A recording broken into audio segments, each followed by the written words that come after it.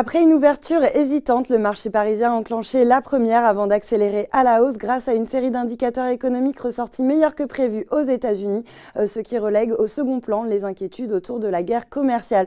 Au final, donc, le CAC s'adjuge 1,37% à 5 448 points. Alors après avoir bien progressé la veille, les constructeurs automobiles repartent à la baisse et ferment la marche sur le CAC à l'image de Valeo et de Renault. Pour rappel, Trump a évoqué la veille la possibilité d'un report de la hausse des droits de douane sur les importations de voitures européennes aux États-Unis. Dans le même secteur, Michelin redonne 0,93% à 111,35 €.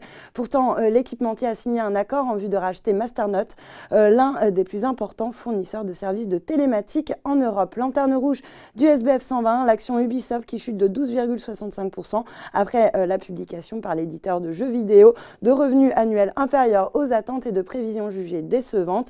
Sur 2019, le résultat opérationnel ajusté devrait s'élever à 480 millions d'euros contre 511 millions attendus par le marché, ce qui induit une marge opérationnelle stable autour de 21,9%, là où le consensus attendait 22,4%. Dans la foulée, JP Morgan a abaissé son objectif de cours à 110 € contre 120 € auparavant et reste à surpondérer. Barclays, de son côté, abaisse son objectif de cours à 83,70 € contre 90 € auparavant.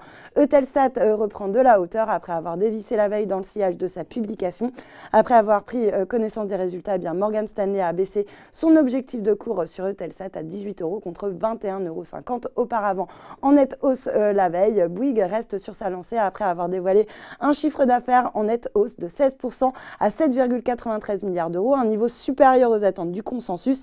La perte opérationnelle ressort quant à elle à seulement 58 millions d'euros contre 94 millions d'euros un an auparavant et 87 millions anticipés par les analystes. Le groupe diversifié a par ailleurs confirmé ses objectifs annuels. Enfin, sur le SRD, Innate Pharma bondit après avoir dévoilé un chiffre d'affaires en nette hausse qui atteint 13,9 millions d'euros pour les 3 premiers mois de l'année 2019, grâce notamment aux accords de co-développement et de commercialisation avec AstraZeneca.